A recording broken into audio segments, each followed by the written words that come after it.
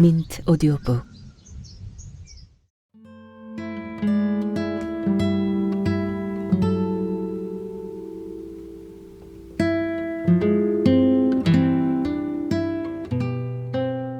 첫사랑. 임경숙.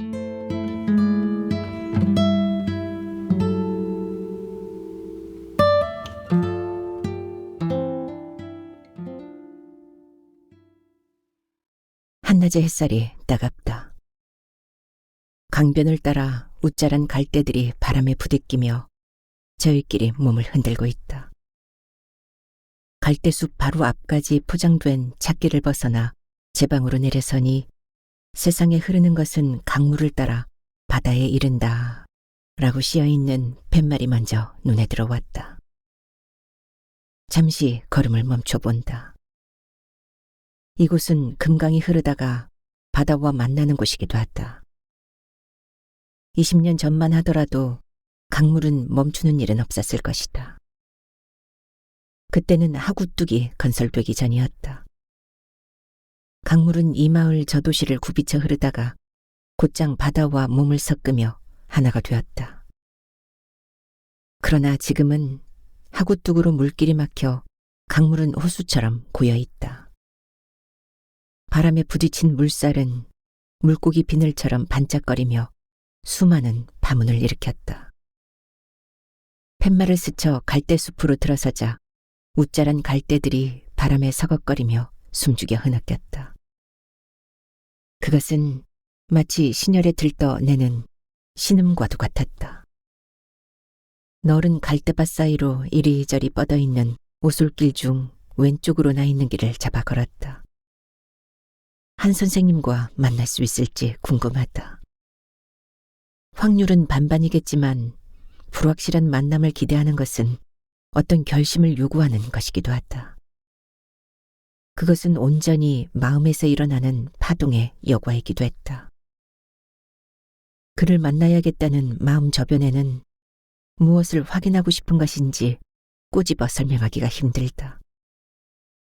그와 만나기 전까지는 나 자신도 마음속에 명멸하고 있는 정체를 알 수 없다. 그는 결혼 이후 아내와 끊임없이 불화가 이어졌다. 아내는 그의 제자 사이 관계를 용서할 수 없어 돌이킬 수 없는 선택을 했다. 나도 그런 관계를 용서할 수 있을지 모르겠다. 아니면 그들이 나를 용서할 수 있을지 궁금하다. 사람을 막다른 골목으로 몰아세울 만큼 그들 사랑이 아름다웠다고 말할 수 있을까? 지금 그를 만나야 하는지조차 정말 혼란스럽다. 혹여 그를 만난다 하더라도 내 쪽에서 먼저 외면할 수도 있다. 그는 나를 알아볼 수 없을지도 모른다. 세월이 제법 흘렀다. 그가 나를 보더라도 모를 수 있다는 쪽에 막연한 기대를 걸어본다. 그를 생각하는 동안 머릿속은 점점 실타래 뒤엉키듯 헝클어졌다. 갈대숲 오솔길을 벗어나자 눈앞에는 강의 온전한 풍경이 펼쳐진다.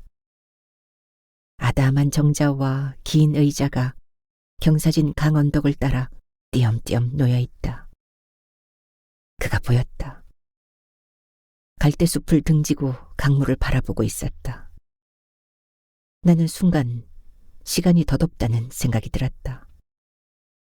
그와 처음 만난 지 어느덧 30년이 넘었다. 그런데도 그를 마주치는 순간 여전히 가슴이 뛰었다. 나는 예전 기억들을 하나 둘씩 불러냈다. 그만을 바라보며 그에게 향해 있던 내 모든 자세를. 나는 지금도 그가 바라보는 그 각도쯤에 시선을 두고 있다. 햇살에 빳빳하게 물빈을 세운 강물은 제자리에서 너울거리고 있다. 나는 갈대숲 사이에 몸을 숨긴 채 그를 조용히 지켜본다. 이내 돌아설 수도 없고 기척을 내며 선뜻 다가서기도 망설여진다. 며칠 전 경희 언니가 전화를 했다. 자신의 어머니 칠순잔치에 꼭 와달라는 부탁이었다.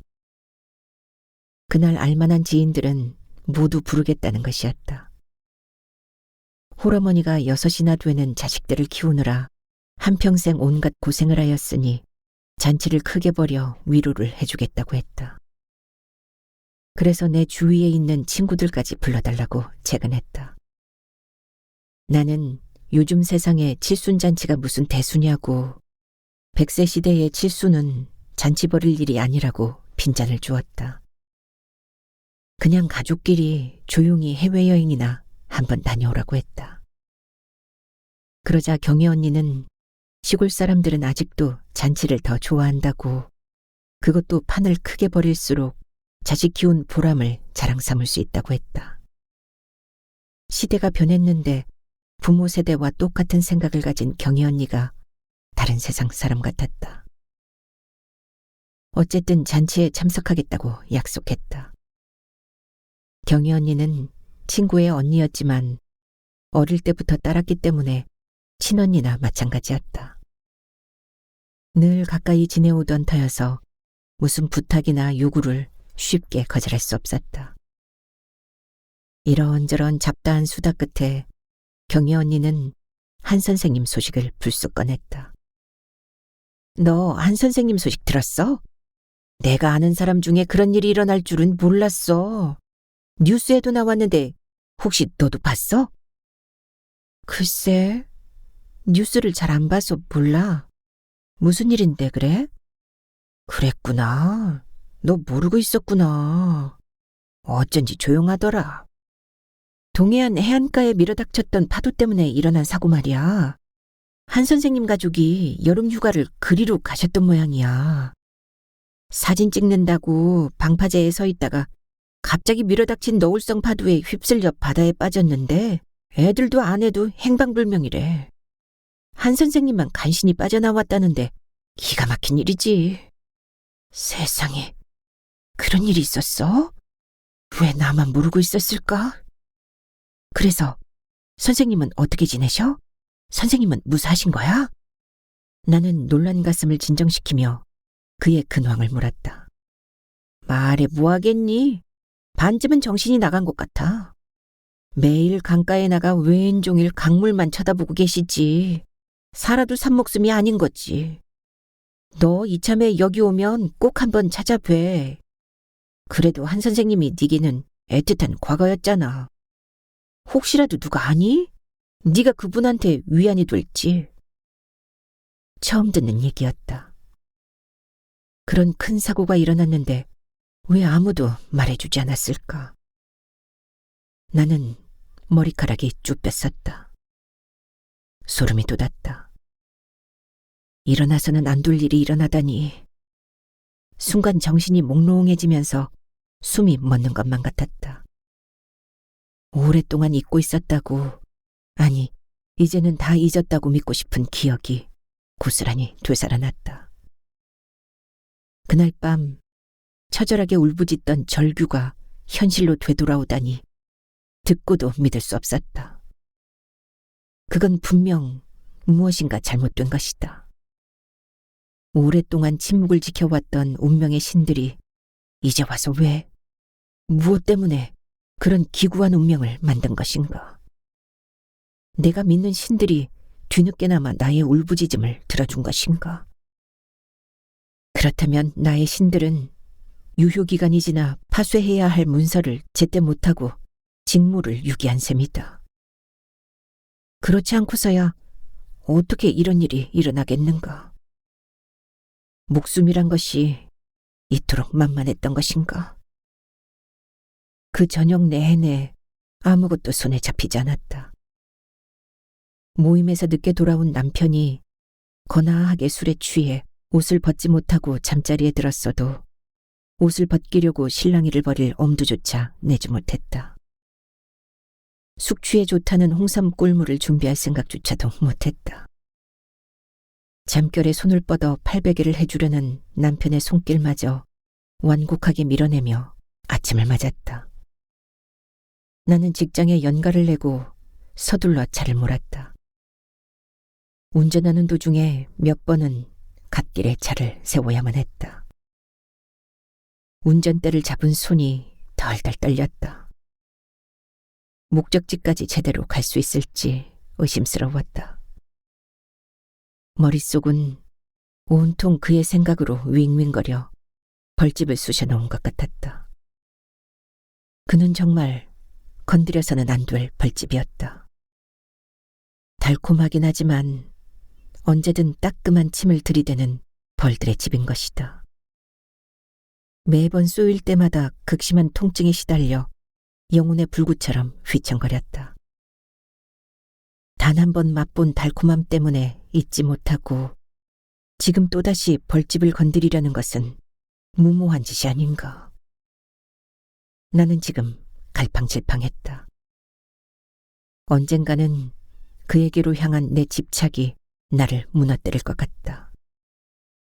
그런 위기의식마저 순간순간엔 감미로운 환영으로 바뀌었다. 내 꿈이 이루어진다면 어떤 결미로 막을 내릴 것인지 알 수가 없다. 중학교 입학식을 앞두고 정면에 나란히 서 있던 교사들 가운데 유독 시선을 잡아끄는 선생님이 있었다.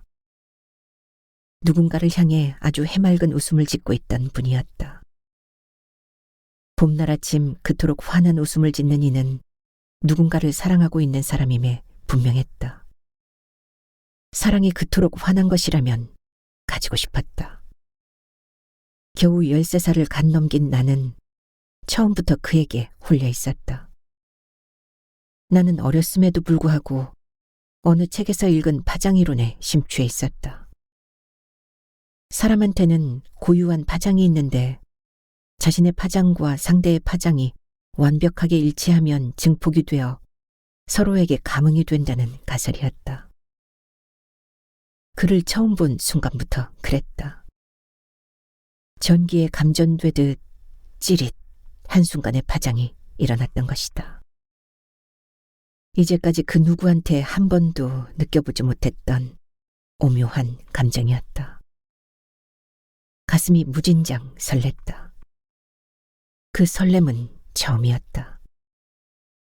행복한 느낌이란 이런 것일까? 쉬는 시간에 복도에서 그를 만났을 때 나는 아주 공손하게 인사했다. 그가 빙긋이 웃으며 나를 쳐다보았다. 그 커다란 눈이 나를 빨아들이기라도 하듯 내 얼굴을 한참이나 들여다보았다. 이효린, 너 이 다음에 다 자라면 참 예쁘겠다. 멋진 아가씨가 될 거야. 나는 이 한마디에 날개가 돋아난 것만 같았다. 지금은 미운 오리 새끼지만 훗날에는 새하얀 날개를 펴고 푸른 하늘을 마음껏 날아다닐 것 같았다. 뭐라 말할 수 없는 묘한 감정이 소용돌이를 일으키고 있었다. 그의 말 한마디에 세상이 달라 보였다. 얼어붙은 땅 위에 처음으로 눈부신 햇살이 쏟아진 양 세상은 온통 빛의 잔치였다. 세상이 온통 화환했다. 이 세상이 나를 위해 존재하는 것 같았다. 길가의 나무 한 그루, 들판의 꽃 한 송이, 스쳐가는 봄바람 한 줄기, 봄산에 피어오른 아지랑이, 심지어 하늘을 나는 비행기 꽁무니에 따라붙는 비행운조차도 수많은 의미로 다가왔다. 이 세상에 의미 없이 존재하는 것은 아무것도 없어 보였다. 눈에 보이는 모든 게 다 나를 위해 존재하는 것만 같았다. 우주라는 무대 위에는 그와 나의 주연을 위해 들러리를 서주는 배역인 것에 감사하는 마음이 절로 생겼다. 하루하루 산다는 게 너무도 황홀해서 구름 속을 거니는 기분이었다. 어느 가수의 노래인지도 모르면서 클라우드9을 흥얼거리고 다녔다. 하지만 그에게로 향한 또래들의 구애는 경쟁이 치열했다. 짝사랑이 늘어갈수록 내 마음속에 감춰져 있던 시기와 질투는 걷잡을 수 없이 튀어나왔다. 잠 못 이룬 밤이 늘어나고 불안은 점점 불어났다. 어느 날에는 그의 파장이 나에게만 감흥하는 것이 아니라 또래들 모두에게도 같은 반응을 일으킨 것이 아닌가 하는 의구심도 생겼다. 누구에게나 통하는 보통 감정이라면 아무것도 아닐 수 있다는 생각이 스칠 때도 있었다. 그러나 그것은 잠시일 뿐 그에게 나는 아무것도 아니라고 생각하는 그 자체만으로도 쉽사리 절망에 떨어지곤 했다. 그와 사제지간이라면 도리를 지키면서 제자로서 잠잠한 감정을 유지하도록 애써야 한다는 생각도 해봤다. 하지만 미친 듯 솟아오르는 감정이란 억누를 수 없는 것이었다. 그는 한 아이가 그를 향해 들끓는 감정으로 매일매일 힘겹게 버티고 있다는 것을 알리 없었다. 햇살처럼 환한 얼굴로 동화 속 백마탄 기사처럼 은빛 오토바이를 몰고 다니며 온몸으로 빛을 내뿜었다. 게다가 수업을 진행하는 몸짓은 얼마나 일정적이던가. 목소리는 우렁찼고 동작은 힘이 넘쳤다. 그의 에너지는 온 교정을 헤집어 놓고도 넘칠 만큼 충만했다. 그 열정에 감염된 또래들은 그의 일거수일투족이 그날의 뜨거운 감자일 수밖에 없었다. 그가 사는 집과 가족관계, 음식과 취미생활, 운동과 종교, 심지어는 애인의 유무까지 그와 관련된 모든 정보는 시시콜콜한 수다를 통해 남김없이 공유되었다. 학교 생활은 그가 중심축이고 나는 위성처럼 그 주변을 끊임없이 맴돌았다. 이듬해 그가 담임을 맡았다. 아침 저녁으로 가까이에서 볼 수 있다는 희망에 가슴이 벅찼다. 그러나 그 달콤했던 기대는 이내 끝을 향해 나아갔다. 나에게는 또래들 전부가 연작이었다. 그를 어딘가에 숨겨두고 혼자서 소중한 보석을 들여다보듯 아끼고 싶었다. 그는 또래들 입술 도마 위에 올려져 틈만 나면 입에서 입으로 오르내렸다. 시간이 흐를수록 그에 대한 입방아가 거슬리기 시작했다. 게다가 그는 내 마음을 아는지 모르는지 또래들에게 더없이 친절했고 더없이 자상했다. 내게는 지옥이 따로 없었다. 그가 그럴수록 내 마음은 하루에도 몇 번씩 벌겋게 달구어진 인두에 생사를 데인 듯 몹시 고통스러웠다. 어느 날 아침 조례 전에 반장이 교탁 앞에 섰다. 무언가 전달 사항이 있는 모양이었다. 그녀는 말을 꺼내기 전에 멈칫거리다가 이내 결심한 듯 입을 열었다. 반 분위기가 술렁거렸다. 반장은 조용히 하라고 교탁을 두드렸다.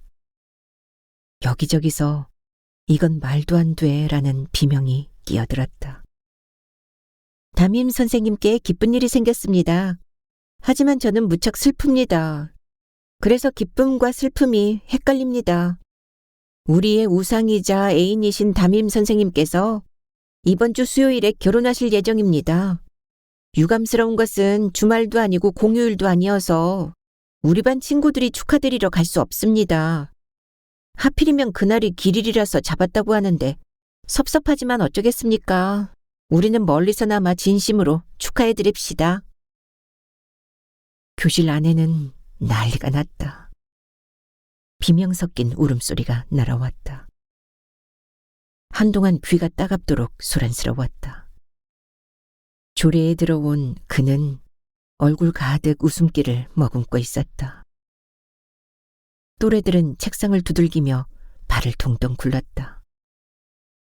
그는 아우성이 가득한 교실에서 어찌할 바를 몰랐다. 그가 말하려고 할 때마다 또래들은 야유 섞인 고성을 냅다 질러댔다.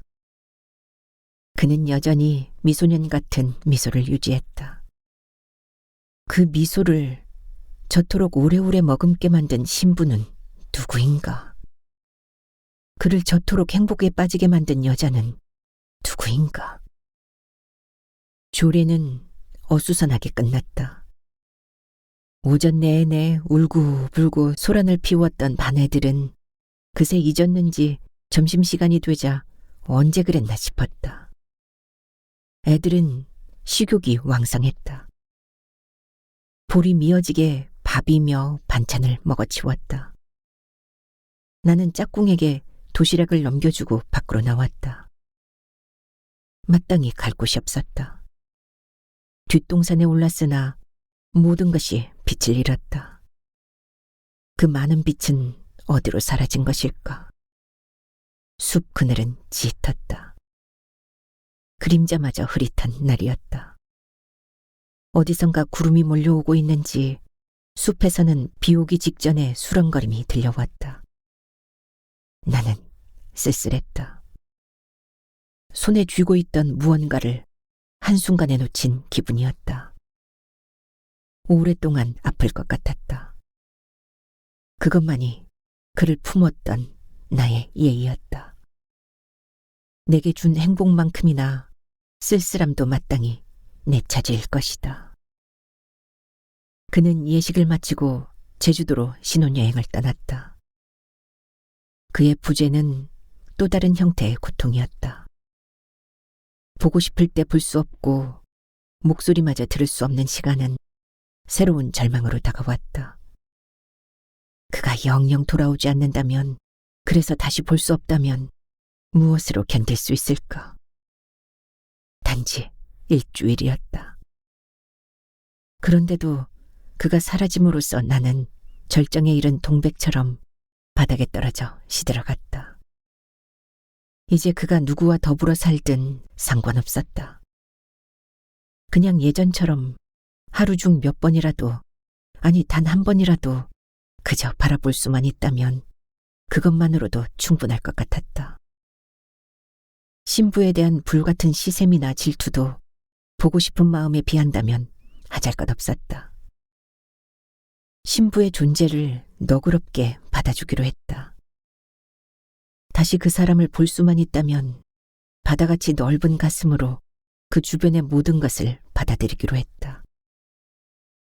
그가 신혼여행에서 돌아왔다는 소식에 반 임원들은 결혼기념 선물을 사들고 그의 집으로 갔다. 반 애들 어느 누구도 결혼식에 참석하지 못했기 때문에 신부에 대한 정보는 아무것도 없었다. 나는 마음속으로 신부를 그려보았다. 신부는 녹색 저고리와 붉은 치마를 곱게 차려입고 은은한 미소를 머금고 있을 것이다. 은쟁반같이 맑은 음색으로 사랑과 존경을 담은 그윽한 눈빛을 지니고 있을 것이다.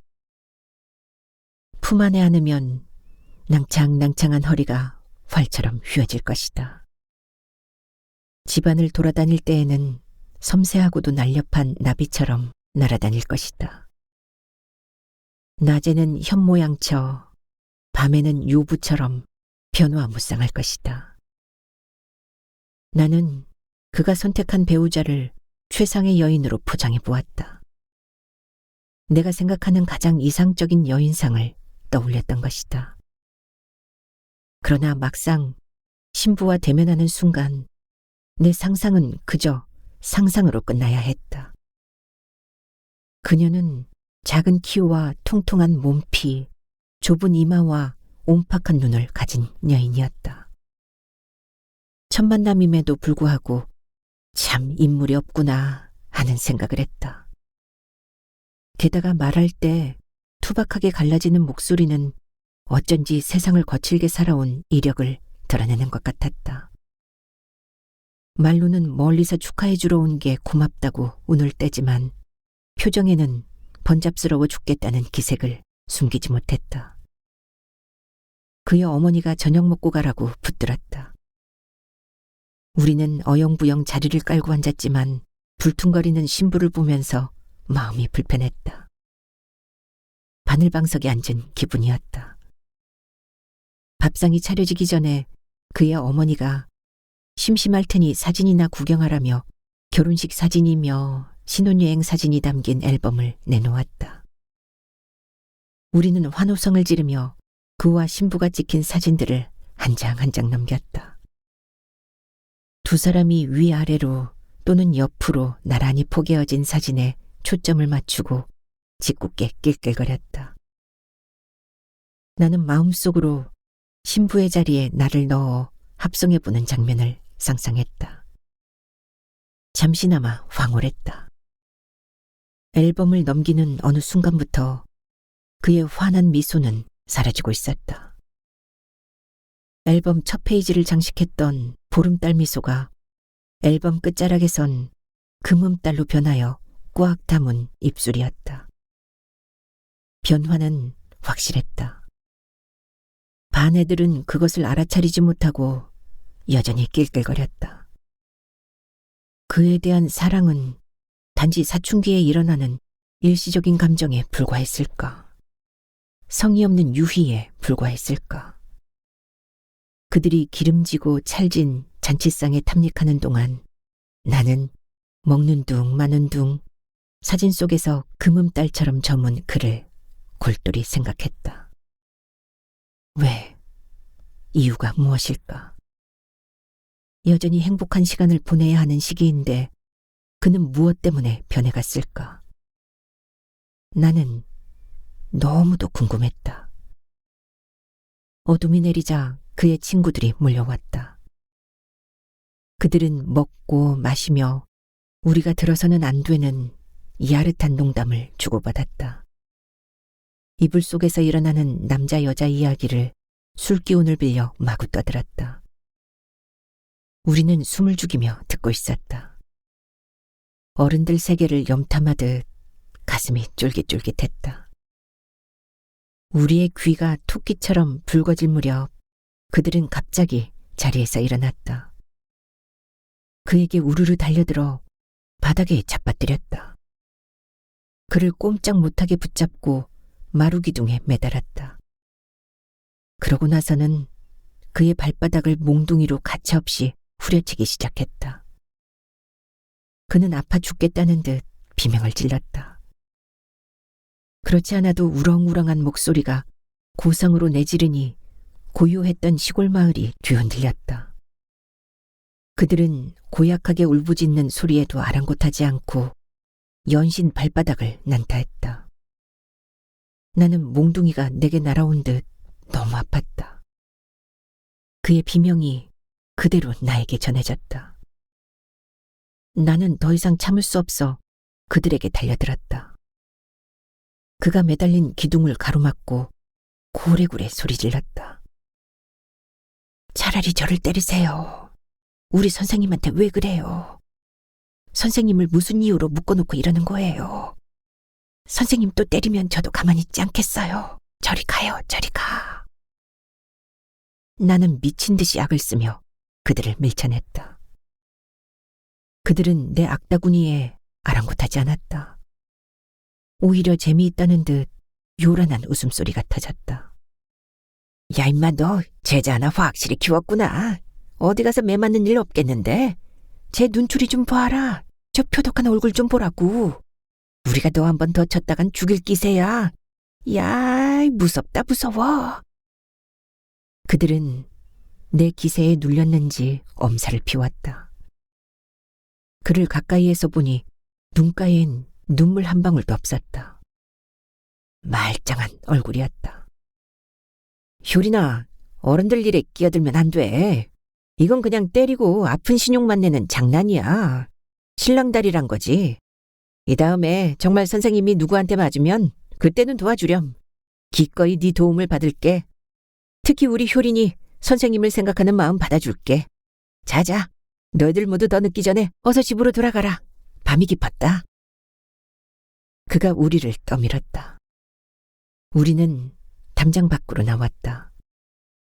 하지만 뭔가 아쉬웠다. 그의 곁에 좀 더 머물고 싶었다. 그의 집 주변을 어슬렁거렸다. 담장 안에서 울려 퍼지는 그의 비명이 가짜인 줄 알면서도 처절한 소리를 내는 그를 걱정했다. 아무리 장난이라곤 하지만 가짜 울음이 진짜인 것 같아 걸음이 떼어지지 않았다. 우리는 담장 위에 머리를 올려놓았다. 누군가 집안에서 우리의 모습을 본다면 기겁했을 것이다. 마루에 누워 버둥거리는 그의 연기를 진짜처럼 받아들였다. 그의 비명에 맞춰 눈을 껌벅거렸다.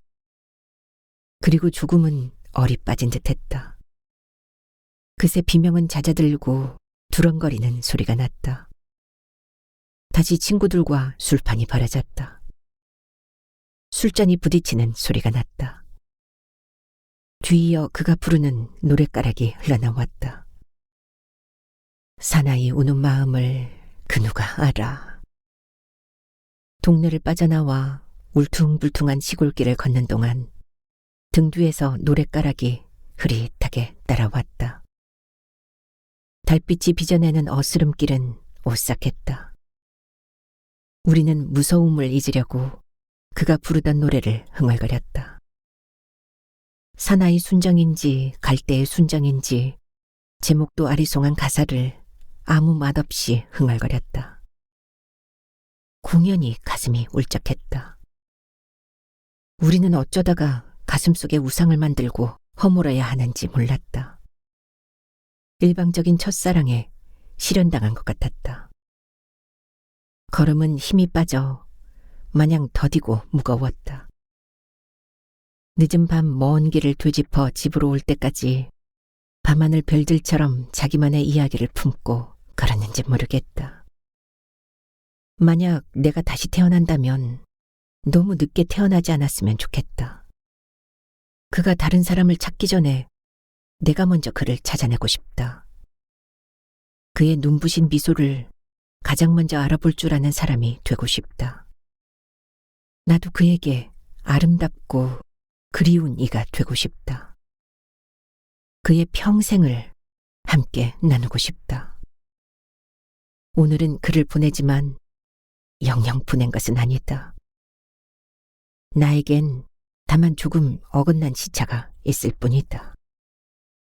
시간이 흘러 내가 어른이 되고 혹시라도 어떤 상황이 돌이킬 수 없을 만큼 큰 변화가 생긴다면 미래는 변할 수도 있는 것이다. 다만 지금은 때가 일러 나의 사랑은 시고 떫은 풋사과일 뿐이다. 언젠가 그의 따뜻한 사랑과 온화한 미소, 조그마한 배려심이 있다면 나의 풋사과도 발그레한 붉은 빛으로 익어갈 것이 분명했기 때문이다. 가을 초입 달빛이 뜨락을 하얗게 표백하고 있다. 열어놓은 창문으로 제법 서늘한 바람이 스며들었다. 침대에 펼쳐놓은 정장 몇 벌과 간단한 소지품을 가방에 챙겨 넣는다. 대학의 마지막 학기는 교생 실습을 해야 했다. 그를 다시 만나기 위해 얼마나 기다렸던가. 좀처럼 잠을 이룰 수가 없다. 이날을 위해 나의 꿈인 작가를 포기하고 교직을 선택했다. 그의 곁으로 다가설 수만 있다면 무엇이든 했을 것이다. 비록 4주 동안 짧은 실습이지만 그와의 관계에서 어떤 진척을 이룰 수만 있다면 이번 만남은 천재이루가 될 것이다. 그동안 그는 아내와 사별했기 때문에 그를 만나는데 비난받을 이유는 없다. 나는 이제 자랄 만큼 다 자라서 어른이 되었다. 그가 말한 대로 멋진 아가씨가 되었다. 학교를 떠난 지 8년이란 세월도 지나고 보니 그리 긴 시간은 아니었다. 나는 그를 걸고 불확실한 미래를 도박하고 있는지 모르겠다. 다만 그가 결코 행복하지 않을 거란 확고한 판단이 섰기 때문에 길고 긴 기다림이 쓰라릴 만큼의 고통은 아니었다. 오직 한 사람만 바라본다는 것이 외롭고 쓸쓸하긴 하지만 견딜 수 있는 시간이라 생각했다. 모교에서의 교생 실습은 덧없이 빠르게 지나가고 있었다. 수업 참관과 연구 수업, 그리고 매일매일의 실습일지 기록, 실습 토론회, 아이들과의 상담 등으로 시간을 보내고 나면 파김치가 되었다.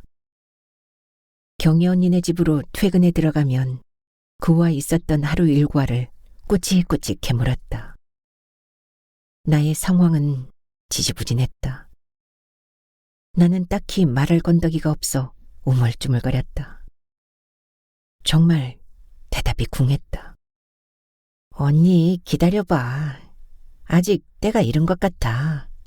무르익을 때까지 군부를 더 지펴야 할 것 같아. 말은 그렇게 하고 있지만 속으론 자신이 없었다. 실습 첫날 고작 눈인사 정도만 나누었을 뿐이다. 몇 년의 세월이 그와 내 곁을 아무런 연결고리 없이 스치고 갔다. 시간의 흔적은 역시 피할 수 없는 모양이다. 가까운 거리에서 그를 보았다. 그 환하던 빛은 사그라들었고 우렁찬 목소리도 한풀 꺾여 있었다. 만개한 꽃잎이 조락을 향해 시들어가는 모습이 안타까웠다. 나는 늘 그를 바라보았다. 마음이 향하는 곳이 그에게 머무르기 때문이다. 그러나 어느 순간부터 그가 나를 피하고 있다는 사실을 알았다. 내가 수업이 없어 교무실에 있을 때면 그 역시 수업이 비었음에도 불구하고 교무실에 붙어 있지 않았다. 한 번도 어김없이 밖으로 나갔다. 처음에는 눈치를 채지 못했다. 나는 서로 쉬는 시간이 겹치면 지난 시간을 떠올리며 살아온 얘기를 나누고 싶었다. 나는 그가 갈 만한 장소로 찾아 나섰다. 숙직실이거나 강당 또는 뒷동산으로 가보았으나 그를 만나지 못했다. 그는 왜 나를 피할까? 옛 제자에게 스스럼 없이 대하고 시시껄렁한 잡담조차 나누지 못하는 것일까? 말 못할 비밀이라도 있는 것일까? 나에게 들켜서는 안 될 사연이라도 있는 것일까? 나는 그에게 수많은 의문을 품었다. 나는 일부러 그의 꽃병에다 꽃을 꽂아놓고 커피를 타놓고 조그만 메모지에 어설픈 우스갯소리 몇 마디 적어 넣었다. 그런 것들을 발견할 때마다 가볍게 꽃향기가 너무 좋군, 커피 고마워, 잘 마실게, 요즘엔 이런 말이 유행인가? 참 재미있군 그래 하면서 흘러가는 강물처럼 그렇게 둘 사이가 자연스럽게 흘러가길 바랐다. 그러면서 지나온 시간만큼 쌓인 서먹한 거리를 줄이면서 가까워지고 싶었다. 그것은 한낱 나의 희망사항일 뿐이었다. 그에게는 아무런 동요가 없었다. 그는 나를 겉돌았다. 나에게 아무런 관심도 없어 보였다. 실습 마지막 주 개교 기념일, 교직원들 모두 야유회로 내장산에 갔다. 한결같이 들뜬 기분으로 먹고 마시며 흥에 겨웠다. 목적지에 당도하기도 전에 얼굴은 이미 단풍잎으로 물들어 버렸다. 교직원들은 한데 어우러져 사진을 찍고 나뭇잎을 주워 허공에 뿌리면서 아이들처럼 즐거운 놀이에 빠져들 때 유독 그만이 뒤쳐져 있었다. 가을 나들이에 세상 고해는 모두 어깨에 짊어진 양 무겁게 구는 그의 처신에 괜히 화가 났다. 나는 냅다 그에게 뛰어가 축 처진 손을 거칠게 낚아챘다. 그는 흠칫 놀라더니 뒤로 물러났다. 나는 재차 그의 손을 잡았다. 남의 시선을 의식한 듯 민망해했다. 고개를 숙이며 애써 나를 외면했다. 나는 일부러 들뜬 목소리로 서둘러 말했다. 선생님 기억나세요? 선생님이 제게 하셨던 말씀요. 선생님이 정말 아플 땐 저더러 도와달라고 하셨잖아요. 제가 도와드릴까요? 그는 거칠게 내 손을 뿌리치며 까칠하게 굴었다. 네가 무얼 한다고 까부는 거지? 난 아프지도 않고 제자한테 도움받을 만큼 심약하지도 않아. 그러니까 내게 관심 두지 마. 괜찮으니까 신경 쓰지 말라고. 선생님이 뭐라 하셔도 제게는 보이는 게 있어요. 선생님에 대해서는 제가 더 잘 알아요. 이제는 저를 아이 취급하지 마세요. 클 만큼 다 컸어요. 이것저것 알 만큼 여물었고요. 지금 선생님은 마음이 아프신 거 맞아요. 그는 고개를 돌려 언짢은 얼굴로 한동안 나를 쳐다보았다. 창넓은 모자의 그늘에 가려진 눈빛엔 진한 쓸쓸함이 담겨 있었다. 그렇다. 그는 아내를 잃었다.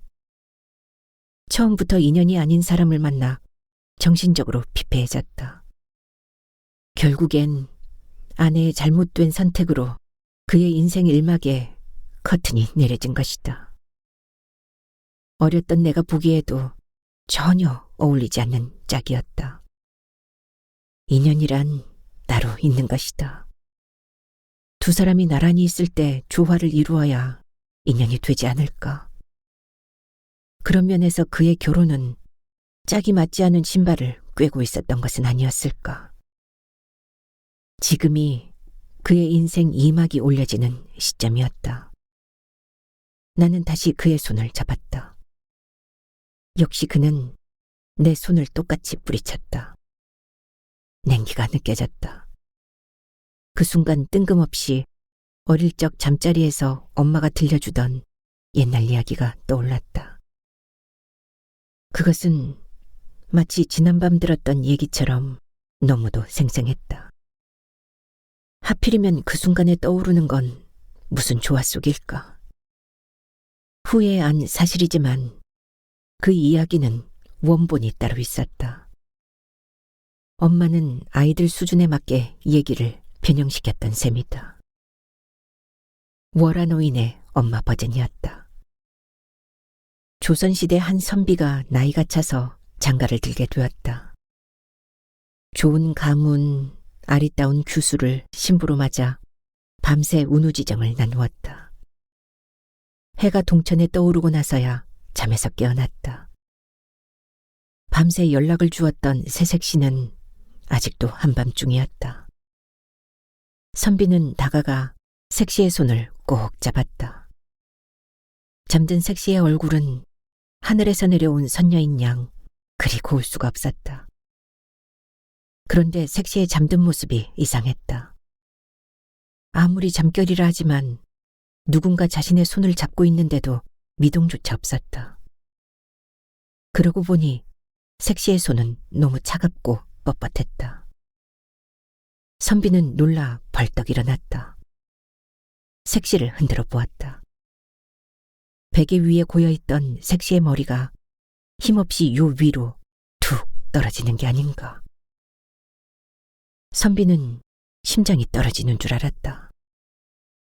채통도 잃어버린 채 비명을 질렀다.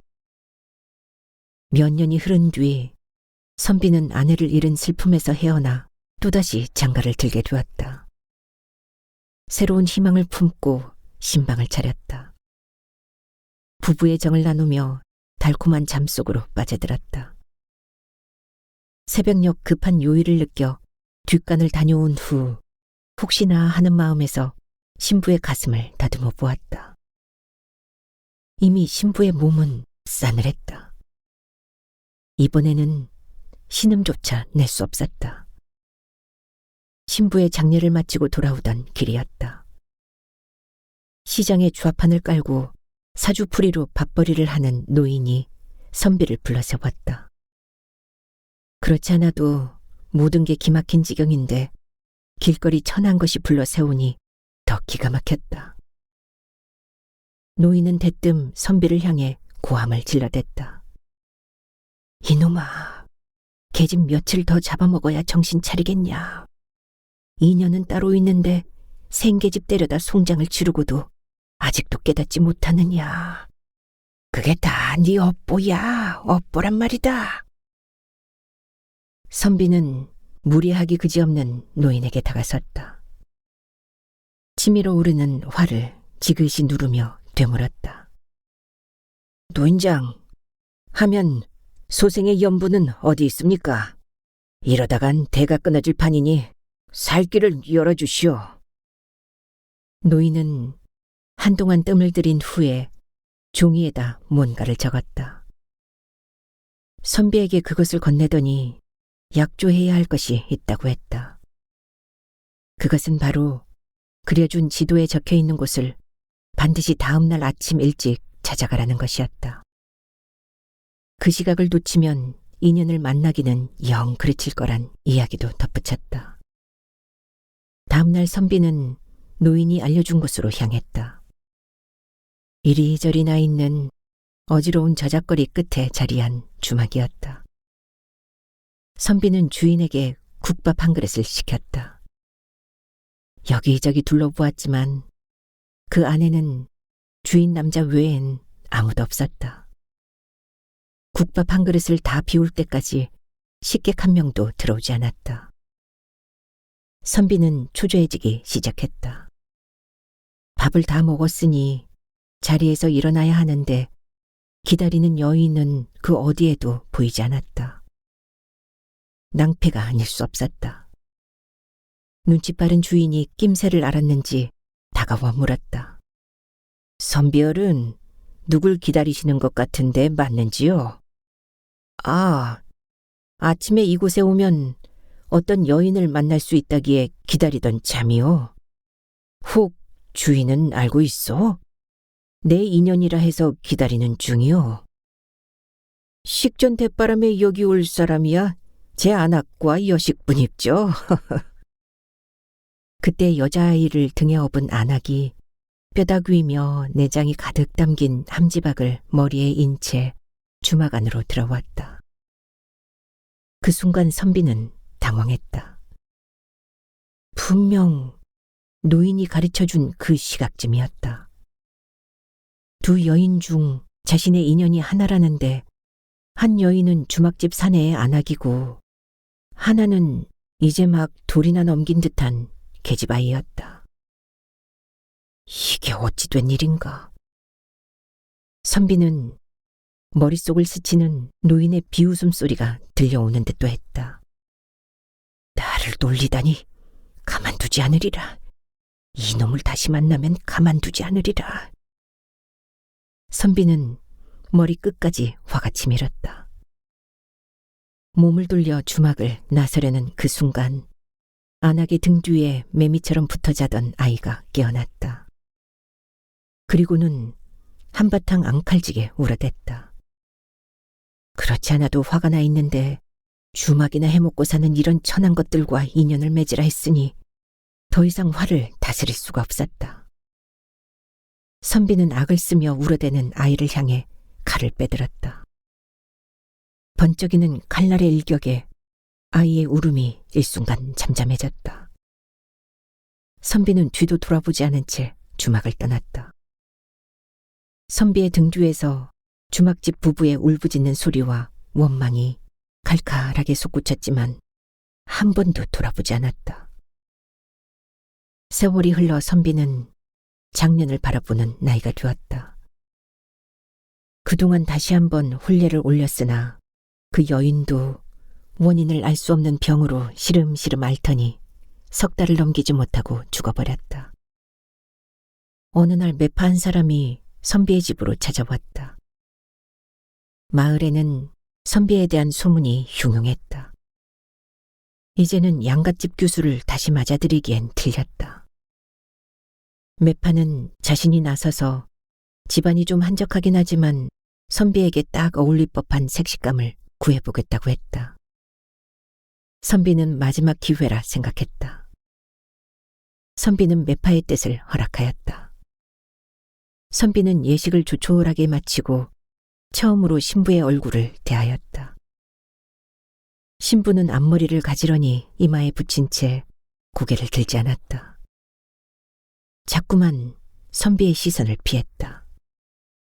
머리를 아래로 바짝 떨군 신부는 수줍은 듯 얼굴을 들지 못했다. 선비가 신부 앞으로 가까이 갔다. 얼굴 좀 들어보시오. 명색이 부부가 된 사이인데 눈이라도 마주쳐야 할 게 아니오. 신부는 어렵게 고개를 들었다. 선비는 신부의 얼굴을 찬찬히 뜯어보았다. 정말 어여쁜 모습이었다. 이제 막 봉우리가 맺힌 복사꽃처럼 화사했다. 신부 이마에 흘러내린 머리카락을 쓸어 넘겼다. 그 순간 신부가 화들짝 놀랐다. 거기에는 칼날에 의해 생겨난 길수만 흉터가 지네처럼 엎드려 있었다. 신부는 어쩌다가 이런 고약한 칼자국을 지니게 주었는지 선비는 마음이 아팠다. 그때서야 신부는 눈을 들어 선비의 눈과 마주했다. 신부의 눈빛이 선비의 가슴 속으로 서늘하게 파고들었다. 이게 웬 흉터란 말이오? 선비는 말을 다듬었다. 이 칼자국은 소녀가 아주 어렸을 때 생겨난 것이라 들었습니다. 지금은 부모님께서 돌아가셔서 그 내막은 잘 모르겠으나 장터에서 주막을 하던 당시 어떤 선비가 아침밥 잘 먹고 난 후 까닭없이 칼을 휘둘러 그리 되었다 들었습니다. 이 흉터 탓에 혼사도 여러 번 깨졌습니다. 선비님께서도 소녀의 이 끔찍한 흉터가 마음에 걸리신다면 지금도 늦지 않았습니다. 소녀는 이 혼사를 물리셔도 할 말이 없습니다. 선비는 묵직한 둔기로 뒤통수를 얻어맞은 듯 아득했다. 신부의 얼굴에서 단 한 번 일어난 일이었지만 저작거린 노인과 주막집 내외 그리고 어린 계집아이 모습이 주마등처럼 지나갔다. 마치 어제 일어났던 일처럼 너무도 선명했다. 주막집 안악의 등 뒤에서 매미처럼 붙어 자다 느닷없이 흉한 일을 당한 그 아이가 지금 신부가 되어 눈앞에 있던 것이다. 선비는 이것이 꿈인지 생시인지 얼른 분간할 수가 없었다. 선비는 마음이 어느 정도 가라앉은 다음에야 신부를 안았다. 신부의 흘러내린 머리칼 사이로 숨겨져 있던 흉터를 가장 소중한 인연인 양 아프디 아프게 어루만졌다. 교직원들이 시야에서 사라진 지 오래였다. 그와 나는 뒤에 남았다. 산행을 하러 올라간 일행을 포기하고 사하촌에서 다람쥐 쳇바퀴 돌리듯 같은 길을 돌고 또 돌았다. 그는 내게서 떨어져 걸으려 애를 썼다. 나는 그만큼 다가갔다. 그는 또다시 내가 다가간 만큼 떨어졌다. 눈에 보이지 않는 실랑이는 언제까지나 계속될 것만 같았다. 하루가 저물고 있었다. 산에서 돌아온 일행과 회식을 마치고 유원지 행랑 문화가 그렇듯이 분위기는 한껏 고조되었다. 모두가 조금씩 일탈하고 싶은 충동에 휩싸여 초저녁부터 나이트로 몰려갔다. 교사들의 호칭이 사장님 이하 과장과 계장, 대리로 대신하고 행정실까지 영업부로 명칭이 달라졌다. 교직에 있는 사람들은 남의 시선을 지나치게 의식하는 것 같았다. 같은 문제가 일어나도 직업이 교사라면 일반인 수준보다 몇 배나 더 드센 비난을 받아야 했다. 그런 이유에선지 입에 익숙하지 않은 호칭은 겉돌았다. 어쨌든 바뀐 호칭 때문에 남들의 시선으로부터 조금은 자유로워질 수 있었다. 그는 플로어에서 마음껏 소리 지르며 몸을 흔드는 교직원들을 물끄러미 바라볼 뿐이었다. 블루스 음악이 흘러나오자 함께 교생 실습 중인 은희가 그에게로 다가갔다. 과장님, 우리 춤춰요. 이런 날이 오기를 기다렸어요. 손을 내밀어도 되겠죠? 오늘 밤 한번 신나게 춤추고 싶어요. 과장님도 잊을 건 다 잊고 저에게 마음껏 취해봐요. 뻘쭘하니 앉아 계시지만 말고 어서요, 어서. 그는 나를 의식해서인지 마지못해 끌려가는 짐승처럼 엉덩이를 뒤로 뺐다. 하지만 그녀가 힘껏 잡아당기는 바람에 앞으로 끌려나갔다. 번쩍거리던 조명이 은은하게 바뀌고 끈적끈적한 음악이 흘러나왔다.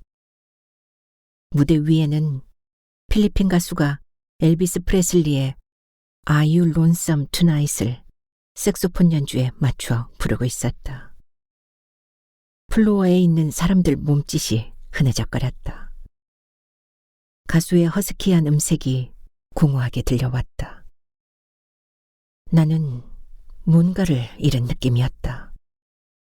뭔지 모를 서글픔이 북받쳤다. 그와 그녀는 몸을 밀착시키고 리듬을 타며 비비적거렸다. 그들 얼굴은 종이 한 장 거리만큼 가까웠다. 그들의 움직임을 망연하게 바라보는 내 처지가 한없이 초라했다. 온몸을 휘감는 배신감이 몰려왔다. 불길한 직감이 들리기를 바랐다. 내 기다림이 그에게 닿기도 전에 그녀에게 뺏기고 싶지 않았다. 갑자기 클럽 안이 참을 수 없이 답답했다. 아니, 삶이 내 마음먹은 대로 흘러가지 않는다는 표현이 더 정확할 것이다. 나는 클럽 문을 박차고 나왔다. 대나처럼 환한 중심가를 벗어나 인적이 드문 곳으로 걸었다. 아름드리 단풍나무 아래에서 밤하늘을 올려다보았다. 눈물이 났지만 그것을 떨어뜨리지 않으려고 하늘을 한참이나 쳐다보았다.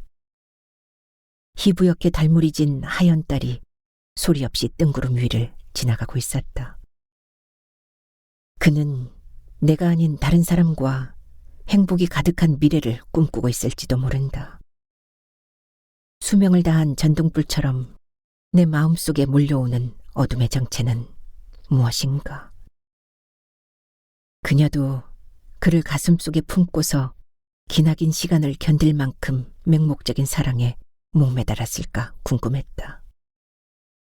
이 지점에서 나와 그녀가 나란히 서 있을 줄은 꿈에도 몰랐다. 나는 또 다른 연적의 등장을 눈꼽만치도 생각해보지 못했던가. 그를 바라보던 그녀의 간절한 눈빛이 떠올랐다. 그것을 본 후부터 내 마음은 소란했다. 예전처럼 운명이 되돌아간 것만 같았다. 그에게 다가서려 하면 누군가 먼저 앞을 가로막았다. 그것을 운명이라든가 숙명이라든가 하는 것에 끼워 나를 결론짓고 싶지 않았다.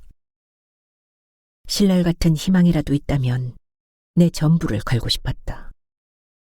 정말 꼭 한 번만 더 그 기회를 얻고 싶었다. 버스기사는 1박 2일 야유회를 마치고 운동장에 교직원들을 풀어놓았다. 관광버스는 뒷공무니에 뿌연 흙먼지를 일으키며 왔던 길로 되돌아갔다. 밤을 지새웠던 사람들 얼굴엔 진한 피로감이 묻어났다. 모두에게는 자기 길이 있듯 각자 제 갈 길로 바삐 흩어졌다. 운동장에 덩그러니 남아있는 사람은 나뿐이었다. 나는 한동안 마땅히 가야 할 곳을 정하지 못하고 휑한 운동장에 있었다. 서걱거리는 가슴 속으로 가을과 겨울이 섞인 서늘한 바람 한 줄기가 밀려들었다. 마음이 시렸다. 교정으로 들어서는 입구에 줄줄이 서 있는 낙엽수도 이미 많은 이파리를 떨군 탓에 바람이 불어올 때마다 장가지들은 힘없이 흔들렸다. 여러 가지 감정으로 물들었던 망상의 줄기들은 앙상한 뼈대만 남았다. 곧 차가운 겨울을 맞아야 하는 막막함이 몰려왔다. 이제는 기다릴 봄이 두 번 다시 돌아오지 않을 것 같았다. 교생 실습을 끝내고 그곳을 떠났다. 그를 등지고 떠난 내 영혼은 한없이 추웠다. 너덜너덜 찢어진 영혼의 틈새마다 맵찬 바람이 불었다. 그와 은희는 오래전부터 교제가 있었던 모양이다. 그로 인해 아내와 다툼이 잦았다. 그의 아내는 두 사람 관계를 스스로 목숨을 거둠으로써 용서하지 않았다. 다른 사람의 입장을 무시할 둘만의 사랑은 뜨거웠을까? 나는 나의 청춘을 그에게 걸고 기다림으로 도전하였다면 내 시간은 패색이 짙은 삶이었다. 끝내 나는 그를 털어버리지 못했다. 나는 바로 나 자신으로 인해 영혼을 핥히고 있었던 셈이었다. 나는 그의 집과 가까운 강둑으로 달려갔다. 해가 지고 있었다. 갈대숲에는 북쪽에서 날아와 겨울을 나려는 철새들의 난만한 소란이 일었다. 때가 되면 자연의 미물조차도 짝을 이루어 크고 작은 기쁨을 누린다. 기쁨을 누릴 수 있는 자가 승자다. 패자의 눈물과 절망을 기억하는 이는 아무도 없다. 청둥오리와 가창오리 때의 기기묘묘한 소음 속에서 나는 정신이 몽롱해질 때까지 바람결에 파닥거리는 강물을 향해 미치도록 소리질렀다. 다 휩쓸어버려라, 그의 전부를. 가장 소중한 것을 다 휩쓸어 가버려. 나는 목이 쉬도록 울부짖었다. 그의 재혼 소식을 들었다. 친구들이 가정을 이루기 위해 우정을 소홀히 할 즈음이었다. 경희 언니를 통해 그의 소식을 간간히 전해댔던 때였다. 그 소식은 동창들로부터 큰 소란이 일었다. 그만큼 충격적인 것이었다. 동창들 사이에선 그에 대해 비난이 일색이었다. 한때는 우리들 가슴 속에 연정을 품지 않은 사람이 없을 만큼 그는 드높고 푸르렀다. 이제는 그가 땅에 떨어져 함부로 차이고 밟혔다. 더군다나 재혼 상대가 또래의 제자였던 점에서 동창들은 입에 담지 못할 험담을 마구 쏟아냈다. 연락 없이 지내던 친구들까지 덩달아 전화통에 불이 나도록 요란을 떨었다. 그는 오래오래 잘 살 것 같다. 제자들로부터 험악한 욕설을 들었으니 아주 길게 살 것 같다. 하지만 누가 알겠는가? 내가 노인이 될 때까지 그가 말짱하게 살아있고 신이 허락하여 나보다 은희를 먼저 데려간다면 다시 기회는 생길지도 모를 일이다. 나는 하염없이 기다리는 자세로 버젓이 살아갔다. 죽을 생각은 눈꼽만큼도 없었다. 눈 뜨면 하루에 일용할 양식을 위해 잠이 가시지 않는 얼굴로 출근하고 온종일 아이들과 부대꼈다. 세월아, 빨리빨리 흘러가라.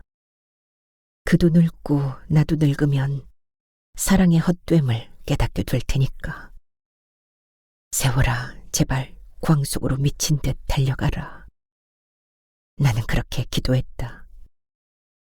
늦은 저녁이면 TV를 켜놓고 소파에 앉아 밥과 반찬을 한 접시에 담아 먹었다. 이미 차갑게 식어버린 메마른 음식으로 꾸역꾸역 허기를 달랬다. 그럴 때마다 까닭물을 채기가 턱턱 숨통을 옥죄었다. 가슴을 두드렸다. 한참이나 그렇게 하다 보면 가슴에 뻐근한 통증이 일어 밤늦게까지 가슴을 쓸어줘야 했다. 훗날 그 사람을 또다시 만나게 된다면 내가 보낸 시간은 말할 수 없이, 견딜 수 없이 아주 삭막했다고 말하고 싶었다. 그 사람도 나처럼 가슴을 쓸어내리며 내 삶 역시 너와 다르지 않아 견디기 힘들었다 하는 대답을 듣고 싶었다. 36 여름, 옆에 앉은 허유미 선생이 연이틀 결근했다. 이유는 묻지 말라는 부탁 때문에 오히려 여간 궁금한 게 아니었다. 그녀가 돌아왔을 때 평상시와는 달리 조금 우울한 표정이었다. 그녀는 첫사랑을 만나고 돌아오는 길이라 했다. TV에서 첫사랑을 찾아주는 프로그램이 있는 모양이었다. 얼굴 가득 그늘진 자국을 지우지 못하고 내게 반문했다. 이 선생님도 첫사랑이 있었나요? 아, 미안. 누구한테나 다 있는 걸 괜히 묻네요. 만약에 첫사랑이 찾는다면 만날 거예요? 저한테는 아마도 그런 일은 없을 겁니다. 저 혼자 짝사랑만 했거든요. 혼자서 일방적으로 가슴앓이 한 거라서요. 허 선생님이 부럽네요. 설마 이 선생님만 짝사랑했겠어요? 누군가는 이 선생님을 짝사랑한 사람도 있을 거예요. 저처럼 볼품없는 여자도 첫사랑이라고 찾는 사람이 있는데요. 허 선생님, 궁금해요. 첫사랑 만난 얘기 좀 해봐요. 오랜만에 만나서 좋았어요? 가슴이 그 시절만큼 풋풋했나요? 예전처럼 그렇게 설레던가요? 나는 호기심을 가지고 중년에 접어든 그녀 옆으로 바짝 다가섰다. 방송국에서 온 전화를 받고 얼마나 놀랐는지 몰라요. 첫사랑이 나를 만나게 해달라는 신청을 했더군요. 그 순간 머릿속에 뭐가 떠올랐는지 이 선생님이 알면 나를 얼마나 놀릴까요? 글쎄, 남편과 애들 얼굴이었죠. 가족이 이 사실을 알면 얼마나 속이 상하겠어요? 아내로서 엄마로서 끝장나겠구나 하는 생각이 들어 첫사랑이고 뭐고 다 걷어차버리고 싶었다니까요. 그래요? 거기에 나가지 않으셨어요? 나가기야 나갔죠.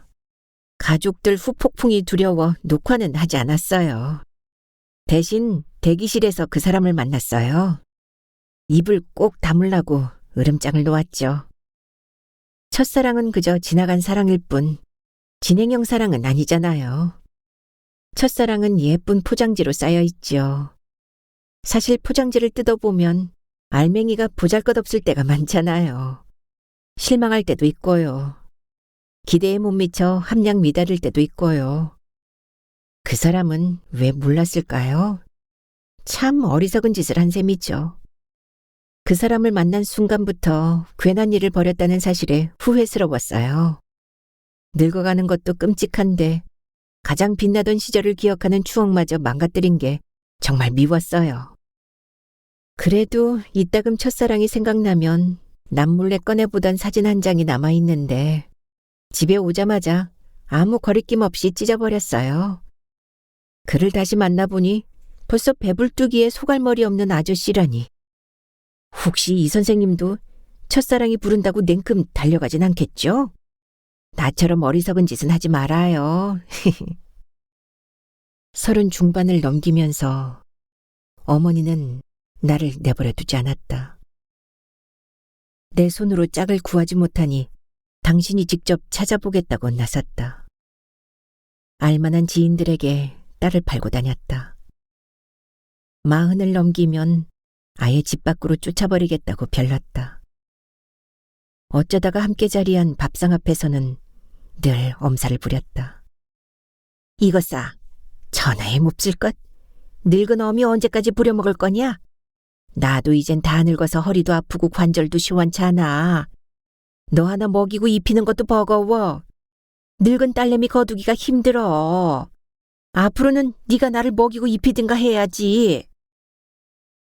말은 그렇게 매정하게 했지만 야간 자율학습 때문에 귀가가 늦는 나를 위해 늦은 시간까지 잠자리에 눕는 일은 없었다.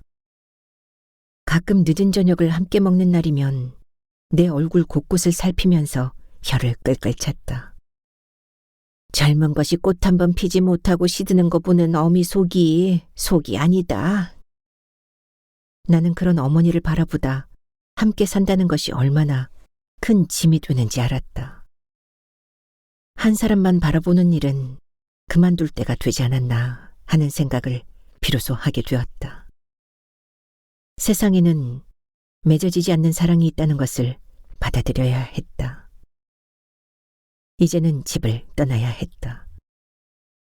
기름기라곤 하나 없고 수심 가득한 어머니 눈빛이 애처로웠다. 40을 넘기기 전 나와 엇비슷한 남자를 만나 첫 만남 이후 6개월 만에 결혼했다. 결혼을 서둘러 했듯 아이들도 연이어 태어났다. 자식들 재롱과 남편의 든든함에 도끼자루 썩는 줄도 모르게 시간은 쏜 화살처럼 흘러갔다. 남편은 이따금씩 농담을 던졌다. 어디를 헤매다가 이제 나타난 거요? 40년을 찾았잖아요. 그러면 나도 남편에게 응답했다. 머리카락 보일라 꼭꼭 숨어 있었지요. 사람 사이에는 단 몇 초 사이 첫눈에 반하는 사랑도 있고 바람개비처럼 팔랑거리는 사랑도 있다. 스펀지가 물을 빨아들이듯 서서히 스며드는 사랑도 있다. 왜 나는 진즉부터 자리에서 일어설 때면 그 묵직한 무게감으로 속이 꽉 차오르는 사랑이 있다는 것을 알지 못했을까? 그 한 사람을 만나기 위해 때로는 황량한 벌판을, 때로는 햇빛 한 줌 들지 않는 어두운 숲길에서 왜 헤매고 다녔을까? 아무리 가슴 저리게 마음의 파동을 높여보아도 반응이 없는 사랑도 있다는 것을 너무 늦게 깨달은 것은 아니었을까?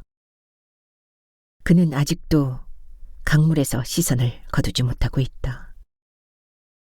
지는 해를 등에 업고 하염없이 서 있었다. 그의 실루엣이 강물에 아른거린다. 아직도 내가 그를 바라보는 마음은 점점 더 고통스러워졌다. 어렵게 이룬 그의 사랑이 나의 헛된 꿈과 무모한 집착에 걸려 울부짖는 소리가 그대로 신들에게 닿았던가.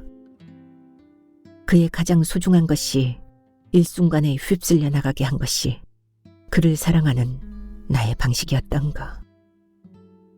한번 내뱉은 말들을 다시 주워 담을 수는 없을까. 나는 그에게 걸었던 주술을 거두었다. 겨울 철새들이 무리지어 어두욱해진 하늘로 날아올랐다. 땅 위에 어른거리는 가창오리의 수많은 그림자들이 얼룩을 그려내며 추수가 끝난 들녘으로 자리를 옮긴다. 그를 강가에 남겨두고 돌아섰다. 흔들리던 갈대들이 멈춘 것을 보니 바람이 잦아든 모양이다. 나는 갈대숲을 지나 세상에 흐르는 것은 강물을 따라 바다에 이른다 라고 써있는 팻말 앞에서 오래도록 머물렀다. 내 안에서 끊임없이 너울대는 강물이 멈출 때까지 오래오래 서 있었다.